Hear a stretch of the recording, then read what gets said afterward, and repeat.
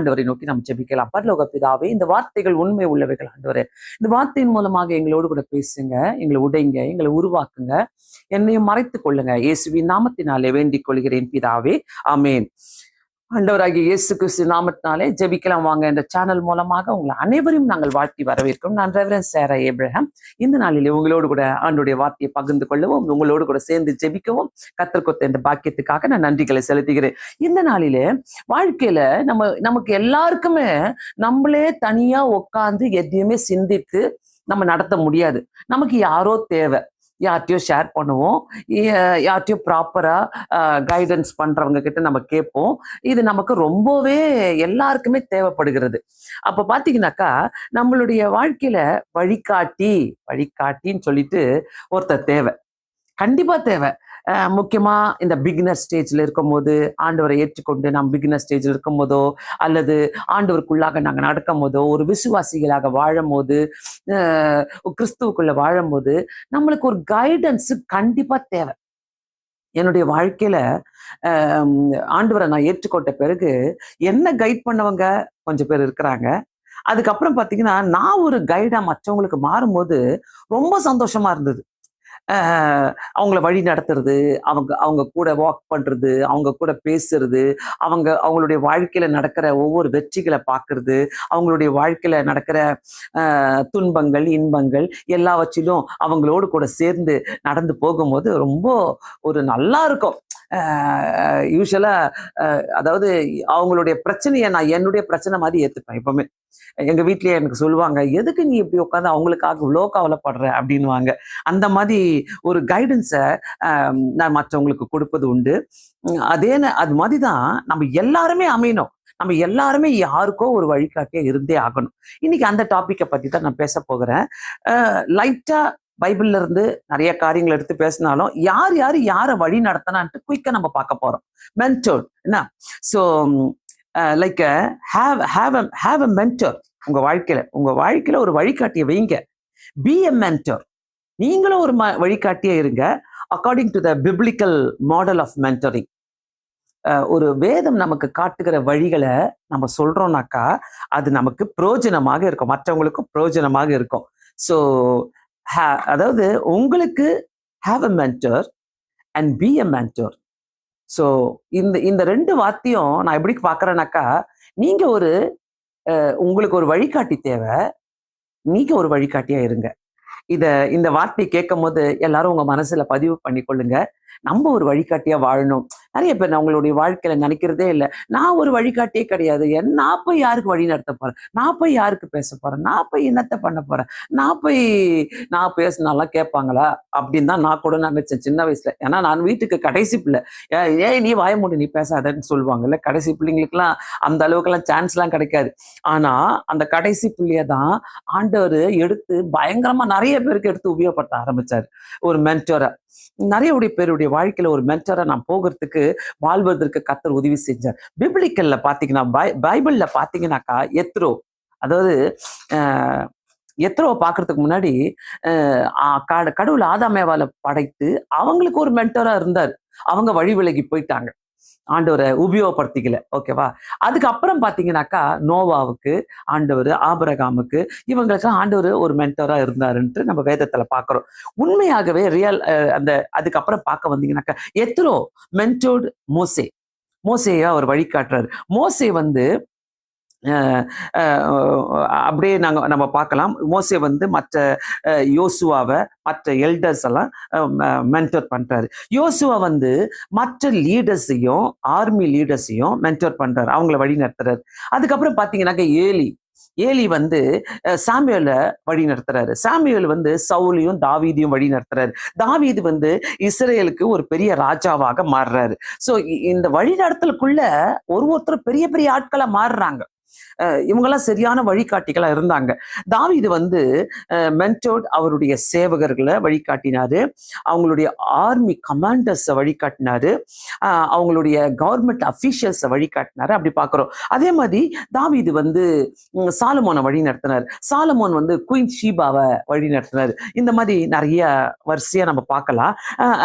இன்னொன்னு பாத்தீங்கன்னாக்கா எலியா மென்டோர்ட் எலிசா. அது ரொம்ப அழகான ஸ்டோரி. எலியா அண்ட் எலிசாவுடைய ஸ்டோரி நம்ம பார்க்கும்போது ரொம்ப நல்லா இருக்கும் கடைசி வரைக்கும் பார்க்கும்போது. அதே மாதிரி எலிசா மென்டோர்டு யோசபாத். எலிசா வந்து யோசபாத்தை மென்டோர் பண்றாரு. அப்படி நம்ம படிக்க வந்தா டேனியல் வந்து நேபுகாத் நேசாரு, அப்புறம் நிறைய பேர் தரியு ராஜா, அவங்கெல்லாம் பார்த்தீங்களா அவர் கைட் பண்றாரு. அது மொர்தெக்காய் வந்து எஸ்ஸரை அவர் வழிகாட்டுறாரு. நியூ டெஸ்ட்மெண்ட்ல நிறைய பேசாம சும்மா ஒரு எக்ஸாம்பிளுக்கு நான் சொல்றேன். பிரிஸ்கில்லா அண்ட் ஆக்கில்லா மென்டோர்ட் அப்பலோஸ், அவரை வழிகாட்டுறாங்க. அப்பல்லோ தன்னுடைய ஊழியத்துல சிறந்து விளங்குறாரு, ரொம்ப நல்லா ஊழியம் செய்யறாரு. Finally Jesus mentored 12 disciples. ஆண்டவராகிய இயேசு கிறிஸ்து 12 சீஷர்களை வழி நடத்துறாரு. அந்த 12 சீஷர்கள் மட்டுமல்லாமல் 70 சீஷர்களையும் அவர் அனுப்பி வைக்கிறாரு. அதுக்கப்புறம் பாத்தீங்கன்னா பவுலுடைய சொல்லவே வேண்டாம். பவுல் வந்து தீமோத்தேயுவை இவங்களெல்லாம் வழி நடத்துறாரு. ஸோ இது ஒரு குட்டியா நான் உங்களுக்கு சொன்னேன், எப்படி வந்து ஒருத்தரும் வழி நடத்தப்பட்டாங்கன்னு சொல்லிட்டு. நம்ம வந்து சங்கீதத்துல 37வது அதிகாரம் 5வது வசனத்துல பார்க்கலாம். உன் வழிகளை கர்த்தருக்கு ஒப்புவித்து அவர் மேல் நம்பிக்கையாயிரு, அவரே காரியத்தை வாய்க்க பண்ணுவார். அவரே காரியத்தை வாய்க்க பண்ணுவார். இந்த வசனத்தை நம்ம வச்சுக்கலாம். இங்க என்ன நடக்குதுனாக்கா, வீட்டுக்குள்ள நம்ம எல்லாருமே ஒரு மென்டரா ஆகுறோம். ஃபர்ஸ்ட் அந்த வழிகாட்டுதல் வீட்டுக்குள்ளதான் தொடங்குது. வீட்டுக்குள்ள அம்மா அப்பா முக்கியமாக நல்ல வழிகாட்டிகள் அமையணும் பிள்ளைகளுக்கு. சூப்பரான வழிகாட்டிகளை அனுப்பி நீங்க அமைந்தீங்கன்னாக்கா உங்க பிள்ளைகளுடைய ஃபியூச்சரை பத்தி நீங்க கவலையே பட வேணாம். எனக்கு எங்க அம்மா அப்பா வந்து எங்க நாலு பிள்ளைங்க நாங்க பேரும் 4 பேருக்கு சூப்பரான ஒரு வழிகாட்டியா இருந்தாங்க. அவங்க உலக பிரகாரமா எப்படி இருந்தாங்களோ, என்ன பண்ணாங்களோ அதுக்குள்ள நாங்க அவங்க வேலை செஞ்சாங்க, வேலைக்கு போனாங்க, சம்பாதிச்சாங்க, எல்லாம் செஞ்சாங்க. ஆனா ஊழிய பாதைன்னு சொல்லும் போது நாங்க 4 பேருமே ஊழியக்காரர்கள். அந்த ஊழிய பாதைன்னு சொல்லும் போது ஊழியத்துல ரொம்ப அழகா எங்களை வழி நடத்தினாங்க. இன்னைக்கு எல்லாருமே ஊழியத்துல ரொம்ப ஒரு வைராக்கியமான காஸ்பலை சொல்லிக்கிட்டு, ஒரு சத்தியத்தை சொல்லிக்கிட்டு நாங்க வாழ்றோம்னாக்கா எங்க அம்மா அப்பா வழிகாட்டுன்னு தான் நான் சொல்றேன். நாங்க பைபிள் காலேஜ் படிச்சிருக்கிறோம். நான் எங்க ஹஸ்பண்ட்ல தியாலஜி முடிச்சிருக்கிறோம். 9 years ஆஃப் எக்ஸ்பீரியன்ஸ் பைபிள் காலேஜ்ல தியாலஜி முடிச்சுட்டு தான் வந்திருக்கிறோம். ஸ்டில் நான் சொல்லுவேன், அம்மா அப்பா என்ன செஞ்சாங்களோ அவங்க செஞ்ச ஊழியங்கள், அவங்க செஞ்ச வழிகாட்டுதல் எல்லாமே இன்னைக்கு எங்களை ஆட்டோமேட்டிக்கா அது அப்படியே ஃபாலோ பண்ணிக்கிட்டே வருது. அது எங்க பிள்ளைகளுக்கும் போகுது. எங்க பிள்ளைகளை ஊழியத்துல இருக்கும் போது அது எங்களுக்கு ரொம்ப சந்தோஷமா இருக்குது. அதனால்தான் உன் வழிகளை கர்த்தருக்கு ஒப்புவித்து அவர் மேல் நம்பிக்கையா இரு. நிறைய இன்னைக்கு அநேகருக்கு வழிகாட்டுதல் தேவை. நிறைய பேர் நினைப்பாங்க, எனக்கு தான் நான் நல்லா படிச்சிருக்கிறேன், நான் நல்லா சம்பாதிக்கிறேன், எனக்கு எல்லாமே இருக்குது, எனக்கு ஏன் வழிகாட்டி தேவை? இன்னும் சிலர் நினைப்பாங்க, நம்மளுக்கு தான் நல்ல வயசாயிடுச்சு, நம்மளுக்கு தான் எல்லாம் தெரியுமே, நம்மளுக்கு தான் எல்லா எக்ஸ்பீரியன்ஸ் இருக்குது, நம்மளுக்கு என்ன குறை, நம்ம தான் எல்லாத்தையும் கத்துக்கிட்டோமே, நம்மளுக்கு என்னமோ வழிகாட்டி என்ன தேவையே கிடையாது, யார் சொல்றதாலும் நான் கேட்க மாட்டேன். இந்த மாதிரி பட்ட ஆட்கள்லாம் எங்கேயோ போயிட்டு விழுந்துருவாங்க. எங்கேயோ கண்ணை மூடிக்கிட்டு அப்புறம் உட்காந்து யோசிப்பாங்க, ஐயோ நான் ஏன் இப்படி செஞ்சேன், நான் ஏன் அப்படி பண்ணேன், நான் ஏன் இப்படி பண்ணிட்டு யோசிப்பாங்க. வழிகாட்டி என்பது ஒரு முக்கியமான கட்டம் நம்மளுடைய வாழ்க்கையில ஒவ்வொருத்தருக்கும். ஏன்னா நான் எதுக்காக இதை சொல்றேன்னாக்கா, பைபிள்ல சொல்றதுல சீர்கெட்டு போவார்கள், அதாவது வழி தெரியாம போறவங்க சீர்கெட்டு போவார்கள் என்று சொல்லி வேதத்துல வசனம் சொல்லுகுது. அவங்களுக்கு வழியே தெரியாது, எங்க போறோன்னே தெரியாது. ஒரு வழிகாட்டுதலுக்குள்ள நம்ம இருக்கிறோம்னாக்கா கான்பிடென்ட்டா இருப்போம். முக்கியமா ஜெபிக்கிறவங்களுடைய வழிகாட்டுதல். நான் எல்லாருடைய வழிகாட்டுதலும் நான் பேச மாட்டேன். ஏன்னா கண்டிப்பாக எல்லாருடைய வழிகாட்டுதலும் நம்மளுக்கு சூட் ஆகாது, நம்மளுக்கு அது எடுத்துக்கொள்ள மாட்டது. 1000 பேர் வந்து புத்தி சொல்லலாம், அந்த 1000 பேர்ல ஒருத்தர் ஜோம் பண்ணிட்டு வந்து சொல்றாங்கனாக்கா அதுதான் நிறைவேறும், அதுதான் நடக்கும், அதுதான் அப்படியே நம்ம மனசுக்குள்ள பதிஞ்சிரும். என்னமோ இருக்குதே அவங்களுக்கு, ஏதோ ஒண்ணு இருக்குது அவங்களுக்கு. இன்னைக்கு நான் நல்ல ஒரு அருமையான கிளாஸ் நான் எடுத்தேன் சில பிள்ளைகளுக்கு. அந்த கிளாஸ் எடுக்கும் போது பாத்தீங்கன்னாக்கா அவங்களுக்கு நான் சொல்லிட்டு இருந்தேன், எப்படி பரிசுத்த ஆவியினுடைய வழிநடத்தல் இருக்கும்னு சொல்லிட்டு. பரிசுத்த ஆவியானவர் நமக்குள்ளவே இருக்கிறாரு அப்படின்னு அந்த பிள்ளைகளுடைய ஒரு கருத்து. ஆனா பரிசுத்த ஆவி நம்ம கூட இருக்கிறான்னா நம்மளை எப்படி வழி நடத்துவாரு அப்படின்றத நான் அவங்களுக்கு எடுத்து சொன்னேன். ஸோ வழிகாட்டல் என்பது ரொம்ப ரொம்ப ஒருத்தருடைய வாழ்க்கையில அதிகமா தேவைப்படுது.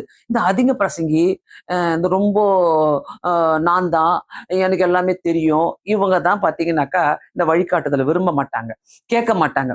இன்னொரு இன்னொரு பிரச்சனை இருக்குது இந்த வழிகாட்டுதல்ல. இன்னொரு பிரச்சனை என்னன்னாக்கா, சிலருக்கு வந்து கேட்கறதுக்கு வெக்கம்.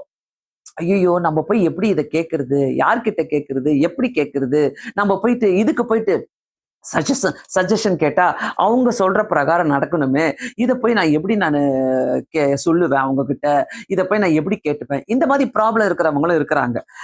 நான் எப்படி பார்ப்பேனாக்கா, எனக்கு கைடன்ஸ் தேவையா, yes, I will go and do it, I will go and ask. இதுதான் எனக்கு தேவை.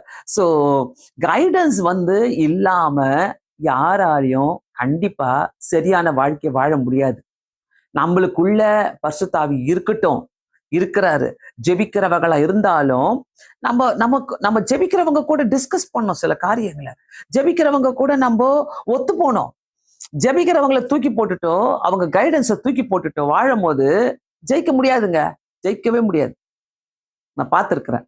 ஏன்னா அநேகரை நான் வழி நடத்த கர்த்தர் எனக்கு உதவி செஞ்சார். என்னுடைய வாழ்க்கையில நிறைய குடும்பங்களையும் வாலிப பிள்ளைங்களை, முக்கியமாக அநேக வாலிப பிள்ளைங்களை வழி நடத்த பயங்கரமா கர்த்தர் எனக்கு உதவி செஞ்சா நான் என்ஜாய் பண்ணுவேன். அந்த பிள்ளைங்களை சரியான ஒரு பாதையில வழி நடத்துவதற்கு கர்த்தர் உதவி செஞ்சும் போது நான் ரொம்ப சந்தோஷப்படுவேன். அதுக்கப்புறம் பாத்தீங்கன்னாக்கா, ஏதோ ஒரு கட்டத்துல அவங்க வழி விலைக்கு போவாங்க. ஸ்டார்டிங்ல அவங்க நினைப்பாங்க, நான் மேனேஜ் பண்ணிடுவேன், ஐ கேன் டூ இட், நான் பார்த்துப்பேன், எனக்கு தெரியும், நான் தான் ஜெபிக்கிறேன்னு, நான் தான் காஸ்பல் கேட்கறேன்னு, நான் தான் சத்தியத்தை கேட்கறேன்னு, எனக்கு என்ன தெரியாம இருக்க போகுது, எனக்கு எல்லாம் நான் கர்த்தர் என் ஜெபத்தை கேட்பாருன்னு இப்படி நினைச்சுக்கிட்டு என்னை விட்டு விலகி போனவங்கலாம் இன்னைக்கு ஏதோ ஒரு மாதிரி தான் வாழ்ந்துட்டு இருப்பாங்க வாழ்ந்துட்டு இருக்கிறாங்க. எனக்கா அந்த ஒரு பயம் நம்மளுக்கு போயிடும். ஐயோ, நம்ம பாஸ்டர் கிட்ட போய் சொல்லுவோமே, ஜெபிக்கிறவங்க கிட்ட சொல்லுவோமே, ஜெபிக்கிறவங்க கிட்ட போய் ஷேர் பண்ணுவோமே, அது இல்லாம போச்சு, அங்க அந்த ஒரு கேப் இடிக்குதே. நான் என்ன சொல்றேன், ஏதா இருந்தாலும் ஆண்டவரை நம்பி நம்ம எல்லாத்துலயும் அந்த மாதிரி ஒரு எண்ணங்கள் நமக்குள்ள இருக்கக்கூடாது. எப்படியாச்சும் இல்ல, நம்ம கைடன்ஸ் கண்டிப்பா கேட்கணும், கைடன்ஸ் இல்லாம நம்ம வாழவே முடியாது. கைடன்ஸ், அதனாலதான் அந்த சீஷர்கள் பாத்தீங்கன்னாக்கா இயேசு பின்னாடியே போய்கிட்டே இருந்தாங்க, எல்லாத்துக்கும் கேட்டுக்கிட்டே இருந்தாங்க. ஆண்டவர் காலெல்லாம் கழுவிட்டு வரும்போது, ஆண்டவரே என் கையை கூட நீங்க கழுவுங்கன்னு சொல்லிட்டு இவர் சொல்லுவார், பேதுரு சொல்லுவார் பாத்தீங்களா. ஏன்னா அந்த மாதிரி பயங்கரமான ஒரு கைடன்ஸ்ல இருந்துகிட்டே இருந்தாங்க. பிரியமானவர்களே, இந்த இடத்துல கைடன்ஸ் இல்லைனாக்கா கண்டிப்பாக நமக்கு வழி விலகி போகிற நேரங்கள் உண்டு. சரி, இந்த வார்த்தைக்கு வரலாம். உன் வழியை கர்த்தருக்கு ஒப்புவித்து அவர் மேல் நம்பிக்கையாயிரு. நம்மளுடைய வழிகள் என்னைக்குமே கர்த்தர் மேல ஒப்பு கொடுக்கணும், கர்த்தர் மேல வச்சிடணும். நம்ம கர்த்தர் மேல வைக்காம வருகிற பணத்து மேல, வருகிற பொண்ணு மேல, வருகிற பையன் மேல நம்மளுடைய நம்பிக்கையை வச்சுக்கிட்டு நம்ம ஒப்பு கொடுத்துட்டு போனா கர்த்தர் எப்படி அதை நம்மளுக்கு ஆசீர்வாதமா மாத்துவாரு. அவர் மேல் நம்பிக்கையாரு. அவர் வழிகளை கர்த்தருக்கு ஒப்பு கொடுத்துட்டு அவர் மேல நம்பிக்கையாருன்னு சொல்லும் போது அந்த நம்பிக்கையை இழந்துடுறோம். சில நேரங்களில நம்ம நம்மளுடைய சொந்த நம்பிக்கையில வாழ்ந்துட்டு இருக்கிறோம். கர்த்தர் அவர் மேலதான் நம்பிக்கை இருக்கு, அவர் மேல் நம்பிக்கையாருன்றாரு. நம்ம அந்த அவரை எடுத்துடுறோம். நம்மளுடைய எண்ணத்தின் மேல நம்பிக்கையா இருக்கிறோம். இன்னைக்கு எத்தனை பேருக்கு இது கண்டிப்பாக கர்த்தர் பேசி கொண்டிருக்கிறாருன்னு தெரியல. கர்த்தர் பேசி கொண்டிருக்கிறாருனாக்கா, நம்ம எங்கேயோ ஆண்டவரே நான் வழி விட்டு விலகி போகக்கூடாது, நான் ஒப்பு கொடுக்குறேன், என்ன அதே மாதிரி நான் நம்பிக்கையா இருக்கணும், ஆண்டவர் மேல நம்பிக்கையா இருக்கணும், அவரே காரியத்தை வாய்க்க பண்ணுவார். வேற ஒண்ணும் இல்லைங்க, அவரே காரியத்தை வாய்க்க பண்ணுகிற தேவனா இருக்கிறார். வழிகாட்டுதல் ரொம்ப முக்கியம். நம்ம வழிகாட்டி ஜீவிக்கிற வாழ்க்கை நம்ம வழிகாட்ட முடியும், மற்றவங்களை வழி நடத்த முடியும்ன்றத நம்மளுக்கு அந்த கான்பிடன்ஸ் வேணும். ஏன்னா நான் என்னுடைய வாழ்க்கையில் நான் என்ன புரிஞ்சுக்கிட்டேன்னா, என்ன நானு ஆண்டவருக்கு ஒப்பு கொடுத்து, ஆண்டவரே உங்களுடைய சித்தத்தின்படி நான் செய்கிறேன் அப்படின்னு சொல்லும் போது கூட ஆண்டவர்கிட்ட நான் சில நேரத்துல கேட்பேன், ஆண்டவரே நான் இது யாரையாட்டியும் இதுக்காக நான் சஜஷன் கேட்கணும், எனக்கு சொல்லுங்க ஆண்டவர். சொல்லுவேன், ஆண்டவர் ஆட்களை காட்டுவாரு. நான் போயிட்டு அவங்களுடைய சஜஷன் கேட்பேன், அவங்களோட கலந்து கொள்ளுவேன், ஜெபிக்கிறவங்களோட நான் பேசிக்கொள்ளுவேன். அப்போ கர்த்தர் அந்த வழிகாட்டுதலை எனக்கு உணர்த்துவார், கன்ஃபார்ம் பண்ணுவாரு. ஸோ அந்த கன்ஃபர்மேஷன் தான் நமக்கு ரொம்ப முக்கியம். இந்த நேரத்துல பாத்தீங்கன்னாக்கா, நீதிமொழிகள் 3வது அதிகாரம் 5-6 நம்ம பார்க்கலாம். 5வது அதிகாரம், உன் சுய புத்தியின் மேல் சாயாமல் உன் முழு இருதயத்தோடும் கர்த்தர் மேல் நம்பிக்கையா இருந்து. சுய புத்தி தாங்க அந்த வழிகாட்டுறத எடுத்து போடுறது. ஒரு வழிகாட்டுதலுக்குள்ள இருந்திருப்பீங்க, ஒரு வழிகாட்டுதலுக்குள்ள நீங்க இருந்திருக்கும் போது சுய புத்தின்னு வருது பாத்தீங்களா? ஐயோ, இந்த ஜென்ம சுபாவம் சுய புத்தின்றது சொல்லி கொடுத்துரும். உனக்கு என்ன, நீ என்ன, நீ ஏன் இப்படி இருக்கிற, நீ யாரு, நீ எப்படி, இதெல்லாம் உன் புத்திக்குள்ள வந்த உடனே சுய புத்தியின் மேல சாய்ந்து, அதனால்தான் நீதிமொழிகள் அழகா சொல்றாரு, உன் சுய புத்தியின் மேல் சாயாமல், அதுல சாஞ்சாலே வழி நடத்தல் நம்மளை விட்டு போயிடும். கன்ஃபார்ம் வழி நடத்தல் நம்மளை விட்டு போயிடும். வழி நடத்தல் இருக்காது. மனசுக்குள்ள நினைச்சுப்பாங்க, ஓ நான் பரவாயில்ல, நான் இப்படி மேனேஜ் பண்ணிப்பேன், அப்படி மேனேஜ் பண்ணிப்பேன். ஃபர்ஸ்ட் அறிக்கை எடுங்க, ஆண்டவரே என் சுய புத்தியின் மேல நான் இருக்கிறேன், நான் அறிக்கையிடுறேன், என்னை மன்னிச்சிடுங்க. ஏன்னா ஒரு கிறிஸ்தவ வாழ்க்கைக்கு இதெல்லாம் தேவை. இதெல்லாம் தெரியாம சும்மா போயிட்டு ஆண்டவர்கிட்ட, ஆண்டவரே இதை செய்யுங்க, ஆண்டவரே அதை செய்யுங்க, ஆண்டவரே இதை கொடுத்துருங்க, ஆண்டவரே அதை பண்ணிடுங்க, ஆண்டவரே நீங்க முடிச்சிடுவீங்க. சுய புத்தி மேல இருக்கும். ஆண்டவர்கிட்ட போயிட்டு நான் யார்ட்டையும் கேட்க மாட்டேன், ஆண்டவரே எல்லாருக்கும் முன்னாடி என்னை பெருமையா வைங்க, ஆண்டவரே எல்லாருக்கும் முன்னாடி நான் இப்படி வாழணும், ஆண்டவரே அப்படிதான் ஜெபம் பண்ணுவாங்க. சுய புத்தின்னு சொல்லும் போது அந்த சுய புத்தியின் மேல் சாயாமல் முழு இருதயத்தோடு கர்த்தர் மேல் நம்பிக்கையா இருந்து, எவ்வளவு ஒரு அருமையான வசனம் பாருங்க. முழு இருதயத்தோடு கர்த்தர் மேல நம்பிக்கையா இருக்கணும். சோ அந்த கர்த்தர் மேல நம்பிக்கையா இருக்கணும்னாக்கா, என்கிட்ட கர்த்தர் பேசுவாரு, என்கிட்ட கர்த்தர் பேசுவாரு, என்கிட்ட கர்த்தர் பேசுவார்ல. கர்த்தர் எப்படி பேசுவாரு? வேதத்தின் மூலமாக பேசுவாரு, உங்க போதகர்கள் மூலமா பேசுவாரு, விசுவாசிகள் உங்களை ஜெபிக்கிறவங்க மூலமா பேசுவாரு. இப்படிதான் கர்த்தர் நம்மோடு கூட பேசுகிற தேவனா இருக்கிறார். பிரியமானவர்களே, நம்ம சுய புத்தினா என்னது? சுய புத்தினா என் புத்தி என்ன வேணா சொல்லுங்க, என் இஷ்ட பிரகாரம் தான் சொல்லும், எனக்கு பிடிச்சதை தான் சொல்லும். அதை நம்ம எடுத்துக்கொள்ளலாமா? அது கர்த்தருடைய சித்தம், நான் ஆண்டவர்கிட்ட சொல்லிட்டேன், இது கர்த்தர் செய்யறாரு. அது சுய புத்தி. சுய புத்தினா என்னுடைய புத்தி சொல்லுது, இதெல்லாம் செய்ய, இதெல்லாம் பண்ணிக்கைய, இப்படி எல்லாம் இர, நீ இப்படி இல்ல பண்ண, நீ இப்படி செய்ய, அப்படி செய்ய சொல்லி சுய புத்தி சொல்லிக்கிட்டே இருக்கும். வீட்டுல யாருக்குன்னா இந்த புத்தி இருக்கதே செய்யும், கண்டிப்பா இருக்கும். யாருன்னா ஒண்ணு இப்படி பேசிக்கிட்டே தான் இருக்கும். ஏதாவது ஒண்ணு வீட்டுக்குள்ள ஏதாவது ஒண்ணு பேசிக்கிட்டு, ஆண்டவரை ஏன் நம்புறது, நான் நம்புவேன் ஆண்டவரை, மற்றவங்க மூலமா நான் நம்ப மாட்டேன், இந்த மாதிரி கர்வமான பேச்சுக்கள்லாம் பேசுவாங்க. அதனால சுய புத்தியின் மேல் சாயாமல் முழு இருதயத்தோடு கர்த்தர் மேல நம்பிக்கையா இருக்கணும்ன்றாரு. அதேதான் நம்ம 37:5 பார்த்த சங்கீதத்துல, அவர் மேல் நம்பிக்கையா இரு, அவரே காரியத்தை வாய்க்க பண்ணுவார். சோ நம்பிக்கையும் சுய புத்தியும் எந்த லெவல்ல இருக்குது? நான் நம்புறேனா இல்ல சுய புத்தியின் மேல இருக்கிறேனா? சிலர் நம்பிக்கையும் வச்சுப்பாங்க, சுய புத்தியும் வச்சுப்பாங்க. அது எப்படி வேலை செய்யும்? அப்ப எப்படி வேலை செய்யும்? ஆண்டவருக்கு நம்மளுடைய புத்தி நல்லாவே தெரிஞ்சிடும். இவங்க இவங்களுடைய சுய புத்தியும் நிறைவேறணும்னு பாக்குறாங்க, என் மேலயும் நம்பிக்கையா வச்சுக்கணும்னு காட்டிக்கிறாங்க. ஆண்டவருக்கு அது நல்லாவே புரியும். ஆண்டவருக்கு தெரியாம இருக்குமா? மனுஷனுக்கே தெரியுதுனாக்கா ஆண்டவருக்கு புரியாம இருக்குமா? நல்லா கவனிங்களேன். இந்த டாபிக் எல்லாம் நான் பர்பஸாவே நான் எடுத்து பேசுவேன். ஏன்னாக்கா இது மனுஷர்களுக்குள்ள கிரியை செய்து கொண்டிருக்கிற குணங்கள். அடுத்தது பாருங்க, உன் வழிகள் எல்லாம் அவரை நினைத்துக்கொள். உன் வழிகள் எல்லாம் அவரை நினைத்துக்கொள். நினைச்சுக்கிறோமா? இல்ல, சுய புத்தி தான் வருது அங்கேயும். எதுக்கு இத பேசுறாரு சாலமோன்னு? இந்த வசனங்கள் ஏன் வேதத்துல இருக்குது? உன் வழிகள் எல்லாம் அவரை நினைத்துக்கொள் சொல்லும் போது என்னுடைய சுய புத்தி வந்துடுதாங்க, என்னுடைய சொந்த புத்தி வந்தது. சுய புத்தினா சொந்த புத்தியும் ஒண்ணுதான். சுய புத்தியும் சொந்த புத்தியும் மாற்றவே முடியாது. சுய புத்தி தான் சொந்த புத்தி, சொந்த புத்தி தான் சுய புத்தி. சோ இந்த சுய புத்தி இருக்கும் போது நான் எப்படி என் வழிகளெல்லாம் அவரை நினைச்சு கொள்ள முடியும்?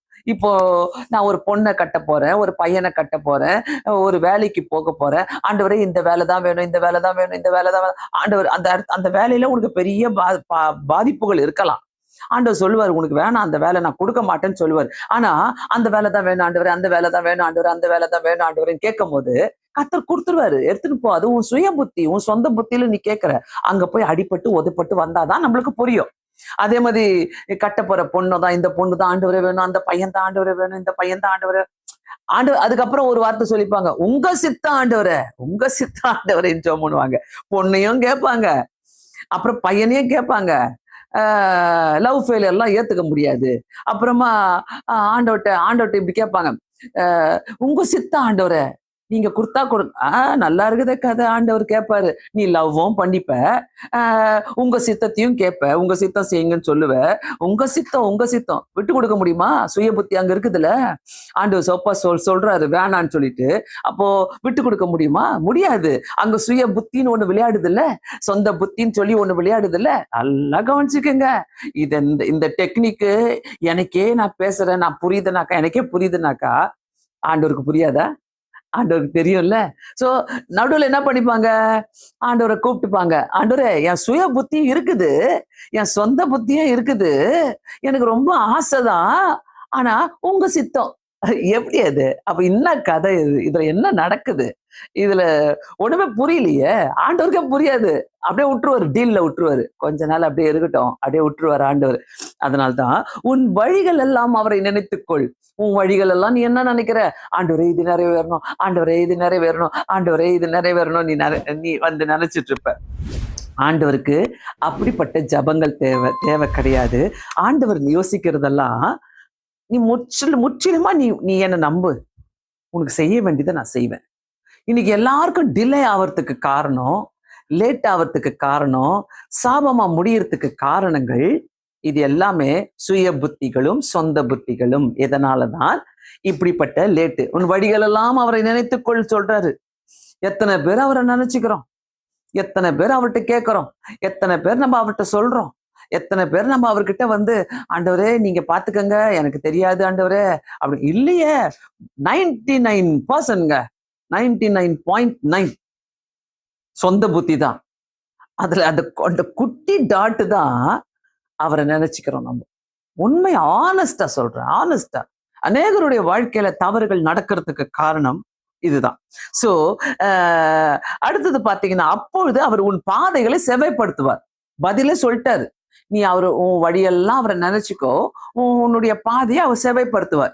செவ்வைப்படுத்துவார்னா சூப்பரா ஆக்கி தருவார் அந்த பாதையை. அந்த பாதையில கண்ணீர் இருக்காது. உழுந்து உழுந்து உழுந்து ஜபிக்க வேணாம். ஜபம் பண்ணியா உற்று. ஆனா அந்த பாதையை செவ்வாய்ப்படுத்துவதற்கு நீங்க இடம் கொடுக்க மாட்டீங்க. அதுதான் நான் பதில் சொல்லுவேன். அந்த உன் வழிகள் எல்லாம் அவரை நினைத்துக்கொள்ளு, அவர் உன் பாதைகளை செவ்வைப்படுத்துவார். அவர் செவ்வைப்படுத்துவதற்கு நான் விடுறேனா? நான் தான் விடுறது இல்லையே. நான் விடாம, ஆண்டவரே செய்யுங்கப்பா, ஆண்டவரே ஒரு வெளிச்சத்தை காட்டுங்க, ஆண்டவரே இதுல எனக்கு ஒரு ஒரு ஒரு தீர்க்க தரிசனத்தை கொடுங்கப்பா. ஊழியக்கார் தலைமையில கை வச்சு ஜோம் பண்ணும் போது கரெக்டா அந்த வார்த்தையை சொல்லணும். ஏசப்பா, நிறைய பேர் இப்படி எல்லாம் ஜோம் பண்ணி வந்திருக்கிறீங்க, என்கிட்டயே வந்திருக்கிறீங்க, என்கிட்டயே கேட்டிருக்கிறீங்க. எனக்கு தெரியாம இருக்குமா? ஊழியக்கார் வாயிலிருந்து இது வரணும் ஆண்டவரே, ஊழியக்கார் வாயிலிருந்து அந்த வேலை தான் உனக்கு கிடைச்சது, ஊழியக்கார் வாயிலிருந்து அந்த பொண்ணு தான் நீ கட்ட போற, ஊழியக்கார் வாயிலிருந்து அந்த பையனை தான் நீ கட்ட. இதா அவரை நினைத்துக் கொள்றது வழியெல்லாம்? இதுவா அவர் வழிகள் எல்லாம் அவரை நினைத்துக் கொள்றது? இல்ல, இல்லவே கிடையாது, கிடையவே கிடையாது. இதெல்லாம் சுய புத்திகள், சுய புத்திகள். சோ இந்த வசனத்தை நம்ம படிச்சுக்கிறோமே ஒழிய, நம்ம உண்மையாவே அதன் பிரகாரம் நம்ம நடப்பதே கிடையாது. உண்மையாகவே அதன் பிரகாரம் நம்ம வாழ்வதும் கிடையாது. சங்கீதம் 32ல ரொம்ப ஒரு அழகான வசனம் இருக்குது. எப்பவுமே அது எல்லாருடைய வீட்டுகளிலும் நம்ம எழுதி வைக்கிறது உண்டு. அந்த போர்டை நம்ம மாட்டி வைப்போம். சங்கீதம் 32:8, நான் உனக்கு போதித்து நீ நடக்க வேண்டிய வழியை உனக்கு காட்டுவேன். நான் உனக்கு போதித்து நீ நடக்க, ஆண்டவர் போதித்து உனக்கு நடக்க வேண்டிய வழியை காட்டுவேன்றாரு. தூக்கி போட்டு போறியா, போய்க்கோ, நீ தான் எங்கேயோ போய் உழுவ. ஆனா கண்டிப்பா தெரியும். இப்ப தெரியாது, ஸ்டார்டிங்ல எதுவுமே தெரியாது. ஆண்டவர் கூட போற மாதிரி தான் இருக்கும். எங்கேயோ தூக்கி போட்டு போகும்போது, ஐயோ ஆண்டவரே கண்டிப்பா எனக்கு கைடன்ஸ் வேணும், நான் எங்க போன ஆண்டவரே, நான் தப்பிக்க எனக்கு புரியவே இல்லையே அப்படின்ட்டு நீங்க ஏங்குவீங்க. சோ அதனால நான் உனக்கு போதித்து நீ நடக்க வேண்டிய வழியை உனக்கு காட்டுவேன். உன்மேல் என் கண்ணை வைத்து உனக்கு ஆலோசனை சொல்லுவேன். யாருங்க இதை சொல்லுவா? யார் இதை சொல்லுவா இந்த வார்த்தையெல்லாம்? உன் மேல கண்ணை வச்சு நான் உனக்கு ஆலோசனை சொல்லுவேன். ஆலோசனை சொல்றதுக்கு தானே இன்னைக்கு ஆட்கள் வேணும். உங்களுக்கு எத்தனை பேருக்கு நான் கேட்கிறேன், ஆலோசனை சொல்ல ஆள் இருக்கிறாங்க? உங்க ஆலோசனை சொல்றதுக்கு ஆள் இருக்கிறாங்கனாக்கா அவங்களை உபயோகப்படுத்திக்கங்க. உங்களுக்கு ஆலோசனை சொல்ல ஆள் இருக்கிறாங்கனாக்கா அவங்க கூட சேர்ந்து ஜெபம் பண்ணுங்க. அவங்கெல்லாம் உங்களுடைய ஜெப வீரர்கள், உங்களுக்காக முழங்கால் போட்டு கண்ணீர் விடுகிறவர்கள், அவங்கெல்லாம் உங்களுக்காக ஜெபித்தவர்கள். என்னைக்குமே அந்த ஜெபிக்கிறவர்களையும் உங்களோடு கூட உங்களுக்கு ஆலோசனை சொன்னவங்களையும் டெஃபினெட்லி 100% இழக்காதீங்க. அதை இழந்துட்டீங்கன்னாக்கா கண்டிப்பாக அது நம்மளுக்கு உண்மையாகவே அது ரொம்ப கஷ்டத்துல கொண்டு போய் விடும். சில வாலிப பிள்ளைங்க எனக்கு ஃபோன் பண்ணுவாங்க. ரொம்ப அழுவாங்க. நான் அழுவுறேன். உங்க மெசேஜ கேட்டுக்கிட்டே நான் அழுதேன். உங்க ஜெபத்த கேட்டுக்கிட்டே நான் அழுதேன். எனக்கு கவலையா இருக்குது. நான் இந்த விஷயத்துல நான் மாட்டிட்டு இருக்கிறேன். யார்ட்ட சொல்றதுன்னே தெரியாது. அம்மா அப்பாட்ட சொல்ல கூட எனக்கு பயமா இருக்குது. என் ஃப்ரெண்ட்ஸ் கிட்ட சொல்ல கூட எனக்கு பயமா இருக்குது. அப்படிலாம் பேசும்போது ரொம்ப எனக்கு கஷ்டமா இருக்கும். ஐயோ ஆண்டவரே, அந்த முகத்த கூட நான் பார்த்தது இல்லையே ஏசப்பா. ஆண்டவரே நீங்க உதவி செய்யுங்கன்னு சொல்லிட்டு ரொம்ப அவங்களுக்கு ஆறுதலா அன்பா பேசி வழிகாட்டுவேன். அப்ப கண்டினியூஸா அவங்க பேசிக்கிட்டே இருப்பாங்க என்னோடு கூட. அவங்களுக்கு அது ரொம்ப நல்லா இருக்கும். இப்படி வழி நடத்துங்க, நீ இப்படி வழி நடத்துனீங்க, இப்படி சொன்னீங்க, இப்படி பேசுனீங்க, எனக்கு இது ரொம்ப பிரயோஜனமா இருந்துச்சு, அதே மாதிரி நான் செஞ்சேன், அந்த மாதிரி. ஸோ ஆலோசனை கூறுவதற்கு உங்க வாழ்க்கையில கண்டிப்பா நீங்க யார் கூடனா நின்றே ஆகணும். ஜெபிக்கிறவங்க கூட நில்லுங்க. ஜெபிக்கிறவங்க கூட இல்லைனாக்கா, உங்களுக்கு ஆலோசனை கூற யாருமே இல்லைனாக்கா, கண்டிப்பா சாத்தானுக்கு அது ஒரு நல்ல ட்ராப். சாத்தான் அவங்களை கொண்டு போய் எங்கேயாச்சும் ஒரு ட்ராப்ல தள்ளிடுவான். எங்கேயாச்சும் ஒரு குழியில தள்ளி விட்டுருவான். ஆலோசனை சொல்ல உங்களுக்கு யாருன்னா வேணும். நீங்க ஒருவேளை சொந்த சகோதரி, சொந்த சகோதரன், பிரதர்ஸ் அண்ட் சிஸ்டர்ஸ் கிட்ட கேக்குறீங்கன்னா, ஜெபிக்கிறவங்களா இருக்கட்டும். நான்லாம் என்னுடைய பிரதர் கிட்டயோ எங்க சிஸ்டர் கிட்டயோ நான் ஷேர் பண்ணுவேன். அவங்க ஜெபிக்கிறவங்க, அவங்க ஊழியம் செய்யறவங்க, ஆண்டவருக்கு பயப்படுறவங்க. சோ அதனால நான் அதெல்லாம் என் மனசுக்குள்ள வச்சு அவங்களோடு ஷேர் பண்ணுவேன். இல்ல எனக்கு நல்ல ஃப்ரெண்ட்ஸ் இருக்கிறாங்க, அவங்களோடு கூட நான் ஷேர் பண்ணுவேன். இந்த இப்படி இருக்குது, இப்படி இப்படி ஜெபம் பண்ணலாம், இதுக்காக ஜெபம் பண்ணலாம், அதுக்காக ஜெபம் பண்ணலாம்னு சொல்லிட்டு. கண்டிப்பா ஆலோசனை தேவை. ஆலோசனை இல்லாம யாராலையும் வாழ முடியாது. சோ வழிகாட்டுதல் என்பது முக்கியமாக முழு இருதயத்தோடு, முழு ஆத்மாவோடு நம்பணும். நம்பணும். வழிகாட்டி இவங்க என்ன வழிகாட்டாங்க? சிலர்லாம் பாத்தீங்கன்னாக்கா, நம்ம நல்லா வழிகாட்டி இருப்போம். எல்லாத்தையும் நம்ம நல்லா தேத்தி விட்டுருப்போம், நல்லா உயர்த்தி விட்டுருப்போம், வாழ்க்கையை காட்டி விட்டுருப்போம். காணாம போயிடுவாங்க அவங்கெல்லாம். அவங்களுக்கெல்லாம் நினைப்பு, இனி என்னால முடியும், நான் வாழ்ந்துருவேன், நான் செஞ்சிருவேன், எனக்கு என்ன கவலை, எனக்கு எல்லாமே தெரியும் அப்படின்ற கர்வத்துல போகும்போது அவங்க எங்கேயோ போய் உழுவாங்கன்னு தான் நிச்சயம். கண்டிப்பாக நிச்சயம். அதுக்கு நான் நிறைய பிள்ளைகளை பார்த்திருக்கிறேன். என்னோட கூட டிராவல் பண்ணவங்க நிறைய பேரு, நிறைய வாலிப பிள்ளைங்க. இன்னைக்கெல்லாம் பாத்தீங்கன்னாக்கா, இன்னும் அவங்க வாழ்க்கையில அவங்களுக்கு நடக்க வேண்டியது நடக்காம இருக்கிறதுக்கு காரணமே அவங்களுடைய ஆலோசனைகளை, அவங்களுடைய வழிகாட்டிகளை தூக்கி போட்டு போனாங்க. எஸ், நல்லா தெரிஞ்சுக்கங்க. இப்படிப்பட்ட வாழ்க்கைய நம்ம வாழவே கூடாது. நம்மளுக்கு வழிகாட்டிகள் ஆலோசனை சொல்றதுக்கு நம்மளுக்கு யாராவது ஒண்ணு, கர்த்தரே டைரக்டா வந்து ஆலோசனை சொல்ல மாட்டாரு. யாருன்னா ஜெபிக்கிறவங்க மூலமா தான் சொல்லுவாரு. சோ முழு இருதயத்தோட நான் நம்பணும். நான் முழு இருதயத்தோட நான் ஏற்றுக்கொள்ளணும். 2வது காரியம் நம்ம பார்க்கும்போது, ரெண்டாவது காரியம், வார்த்தையின் மூலமாக வழிகாட்டுவார் கர்த்தர் நமக்கு. வார்த்தையின் மூலமாக, வேதத்தின் மூலமாக. நான் கர்த்தரோடு கூட பேசும்போது கர்த்தர் வேதத்தின் மூலமாக என்னோடு கூட பேசுவார்.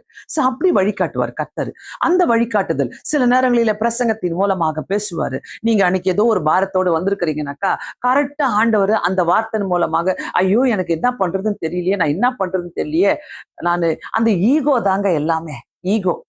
ஈகோ வந்து அடைச்சு வச்சிரும். நான் ஏன் கேட்கணும், நான் ஏன் போகணும், நான் ஏன் செய்யணும், நான் எதுக்கு இதெல்லாம் நான் பண்ணணும், நான் பார்த்துப்பேன் அப்படின்ட்டு ஈகோ மனசுக்குள்ள இருந்தா யார்கிட்டயும் உங்களால ஆலோசனை கேட்க முடியாது.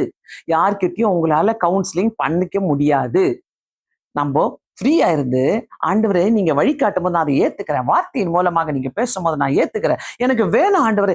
என்னைக்கு கையை இப்படி வச்சு நம்ம கேட்டு, ஆண்டவரே உங்க வார்த்தை எனக்கு கொடுங்க, எனக்கு வேணும், I want all your guidance Lord அப்படின்னு கேட்கும்போது கர்த்தர் நமக்கு வழி நடத்துகிற தேவனா இருக்கிறது. 3வது காரியம், கீழ்ப்படிதல். ஏன் ஆபிரகாம் கீழ்ப்படிந்தாரு, அவருக்கு ஆண்டவர் ஆசீர்வதித்தாரு. மோசே கீழ்ப்படிந்தாரு, யோசுவா கீழ்ப்படிந்தாரு, பவுலடிகளார் கீழ்ப்படிந்தாரு. இவங்கெல்லாம் கீழ்ப்படிந்ததுனாலதான்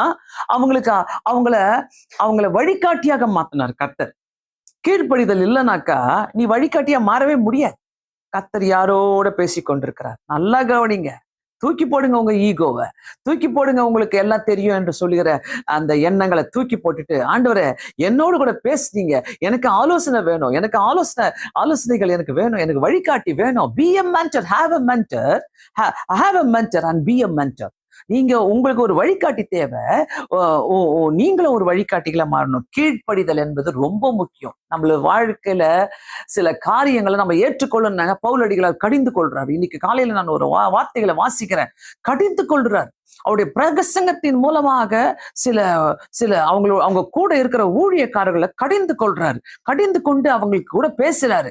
இப்படித்தான் இருக்கணும், இப்படித்தான் வாழணும் சொல்லி கடிந்து கொள்றாரு. அந்த கடிந்து கொள்றது இருக்கிற இடத்துலதான் அன்பும் இருக்கும், அந்த இடத்துலதான் ஆண்டவருடைய வார்த்தைகள் இருக்கும், உண்மையும் இருக்கும் கண்டிப்பாக.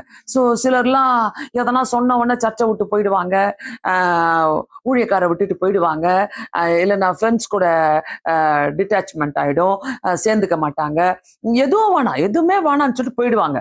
ஏன்னா அந்த வழிகாட்டுதல் இல்லை, கீழ்ப்படிதல் இல்லைனாக்கா கர்த்தருடைய வார்த்தை நமக்குள்ள போகவே போகாது, போனாலும் வேஸ்ட் தான். அதை இப்ப கொஞ்ச நேரம் கேட்பீங்க, அதுக்கப்புறம் மறந்துடுவீங்க. அதனால உங்களுடைய வழிகாட்டி யாரு யோசி பாருங்க. 4வது காரியம் பொறுமை. இந்த அத்தனையிலையும் ஆண்டவர் வழிகாட்டுறாருனாக்கா பொறுமையோடு காத்திருக்கணும். பொறுமையோடு இருந்தாதான் கர்த்தரு அத்தனை வழிகாட்டுதலும் நமக்கு சொல்லுவாரு. மெயினா எல்லாமே நம்ம பாசிட்டிவா பார்த்தாலும் அந்த நெகட்டிவா இருக்கிற காரியங்களை நம்ம பார்த்தோம் பாருங்க. நம்ம ஆலோசனை எடுத்துக்கொள்ளக்கூடாது, நம்ம அந்த வழிகாட்டுதலை எடுத்துக்கொள்ளக்கூடாது, நமக்கு நம்ம அவங்களுடைய வழிகாட்டுதலை எடுத்துக்கினா நம்ம வழிகாட்டுதல் நிறைவேறாது, நம்மளுடைய எண்ணங்கள் நிறைவேறாதுன்னு சொல்றவங்க தான் வழிகாட்டிகளை தேடிக்கிட்டு போக மாட்டாங்க, ஆலோசனைகளை தேடிக்கிட்டு போக மாட்டாங்க. ஏன் என்ன சுய புத்தி நிறைவேறணும், சொந்த புத்தி நிறைவேறணும் ஆண்டவரேன்னு சொல்றவங்க தான் அவங்க போய்கிட்டே இருப்பாங்க, எங்கேயோ போயிட்டு விழுந்துகிட்டே இருப்பாங்க.